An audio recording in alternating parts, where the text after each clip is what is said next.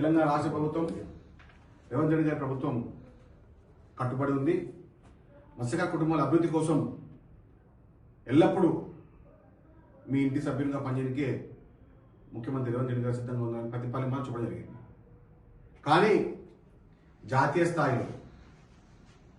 స్థాయిలో ఉన్నటువంటి కొంతమంది దుర్మార్గులు మత్స్యకారులను కేవలం ఓటర్లుగా పరిగణించి ఆ సమయంలో మాత్రమే వారి గురించి ఆలోచించి తద్వారా ఓటు దండుకొని ఎట్టి కొందేసిన నావల్లాగా ప్రయాణం జరుగుతూ ఉంది.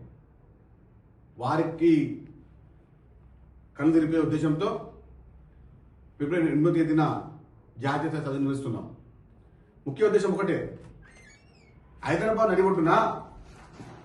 నడిపొట్టున జాతీయ మత్స్యకార అభివృద్ధి బోర్డు ఉన్నది.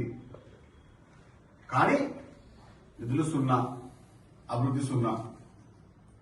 చెప్పుకుంటే సిగ్గుచేటు, ఎక్కడున్న గ్రాపాటే.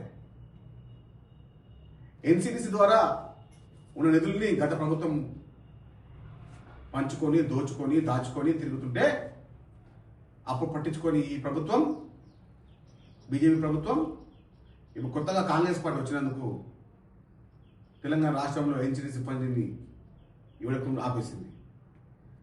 మా ఉద్యమం ఒకటే, భారతదేశంలో ఉన్న తెలంగాణ ఎందుకు తెలంగాణ రాజ్యం చిన్న చూపు మీరంటే ఏమంటే మీకు బీజేపీ నాయకులతో ఒకటే చెప్తున్నాం, మత్స్యకారులకు ఆగ్రహం గురికాకండి. ఎన్ఎఫ్డిబిని ఎన్సిడిసిని మేము కాపాడుకుంటాం. తెలంగాణ ముఖ్యమంత్రి రేవంత్ రెడ్డి గారి యొక్క ఆదేశాల మేరకు ఏ ఉద్యమం చేయడానికి సిద్ధంగా ఉన్నాం. 60,000 లక్షల పైచలకు తెలంగాణ రాష్ట్రంలో మత్స్యకార కుటుంబాలు ఉన్నాయి. దాదాపుగా 6,000 పైచలకు సొసైటీలు ఉన్నాయి. 14,000 పైచలకు చెరువులు ఉన్నాయి. 100 పైచలకు చెరువులు ఉన్నాయి. కానీ భారతదేశంలో తెలంగాణ ఉందా లేదా అని నాకు ఒక చిన్న డౌట్ కూడా ఉండేది.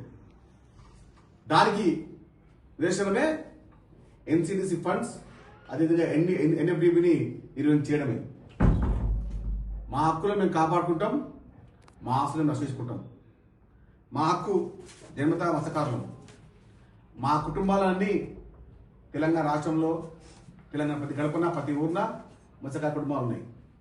ఆ మత్స్యకార కుటుంబాలన్నీ, మహిళా కుటుంబాలన్నీ కూడా మేము ఆదుకుంటాం. అదేవిధంగా మా హక్కులు వచ్చేదాకా మేము పోరాటం చేస్తూనే ఉంటాం.